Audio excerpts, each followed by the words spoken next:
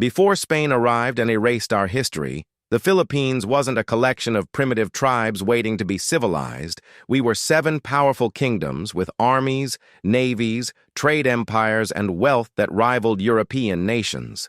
Why do you think they never taught you the Philippines had kingdoms? Here's the empire they buried. Let's start with the Kingdom of Tondo, established in 900 CE and lasting until 1571. Tondo controlled Manila Bay and monopolized Chinese trade for over 600 years. When the Spanish arrived, Tondo had 43,000 people, larger than most European cities at the time. This wasn't a village.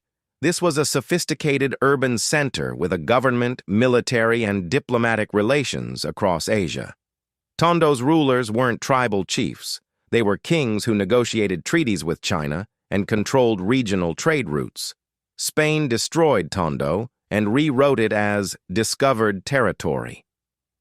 Next, the Rajahnate of Butuan, which sent the first Filipino embassy to China in 1001 CE, 5 centuries before Magellan discovered us. Butuan was so wealthy that even their slaves wore gold jewelry. Archaeologists have found massive gold artifacts, intricate jewelry, and evidence of advanced metalworking that proves Butuan wasn't just rich, they were masters of craftsmanship.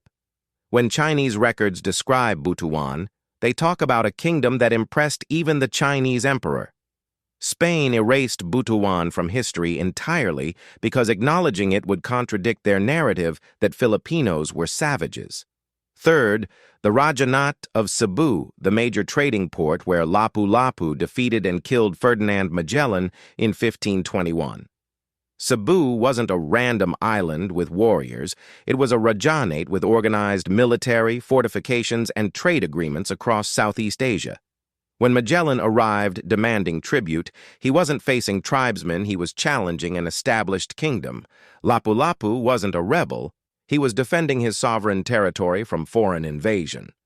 Spain spent centuries rewriting this as a skirmish instead of what it was, a European military defeat by an Asian kingdom. Fourth, the Sultanate of Sulu, established in 1405 and lasting until 1917, over 500 years. Sulu wasn't just a kingdom, it was a maritime empire with feared pirate fleets that controlled the Celebes Sea and dominated trade routes. European ships avoided Sulu waters because the Sultanate's navy was that powerful. Sulu had diplomatic relations with China, traded with the Ottoman Empire, and resisted Spanish colonization for centuries.